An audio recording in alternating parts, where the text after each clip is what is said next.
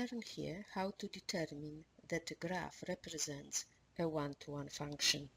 Let's recall that a function f is one-to-one if different values of x yield different values of y.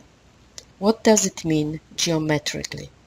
Well, let's consider the graph of a function. So let's suppose that we have chosen the value x sub 1 and that y sub 1 is the value of the function at x sub 1. So somewhere here I have y sub 1. That means also that the point x sub 1, y sub 1 is on the graph of the function. Now let's choose a different value of x. Let's say this is x sub 2 and let y sub 2 be the value of the function at x sub 2. Now since x sub 1 is different than x sub 2, then by definition of the one-to-one function, y sub 1 has to be different than y sub 2. So if I were to plot the point with x-coordinate x sub 2, that point would have to have the y-coordinate that is different from y sub 1, and that would be the point, for example, here. That means, as far as the graph of the one-to-one function is concerned, that you cannot find two different points on the graph of a one-to-one function that have the same y-coordinate.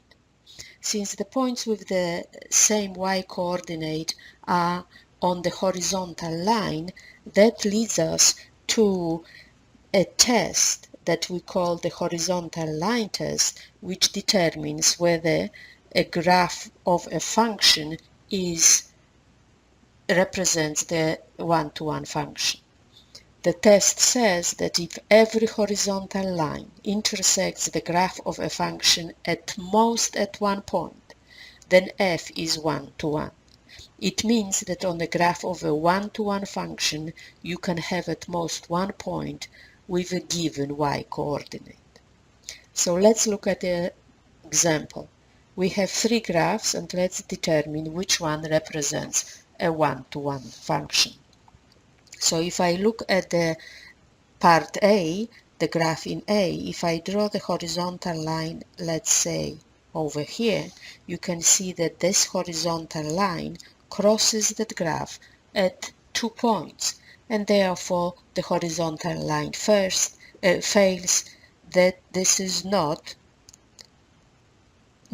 a one-to-one function. Let's look at the part B.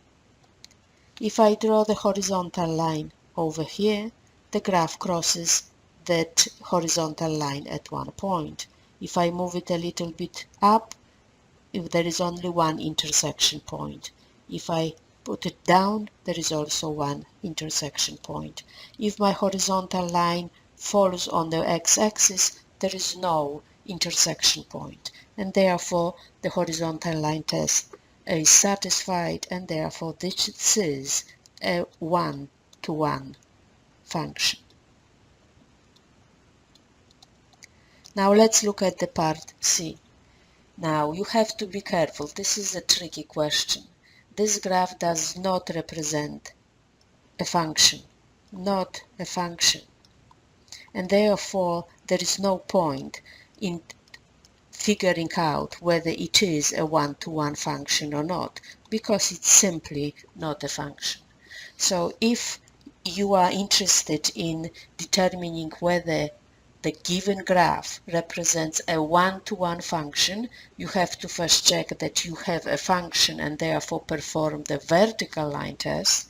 Once you determine that you are dealing with the function, you perform horizontal line test to determine whether this graph represents a one-to-one function.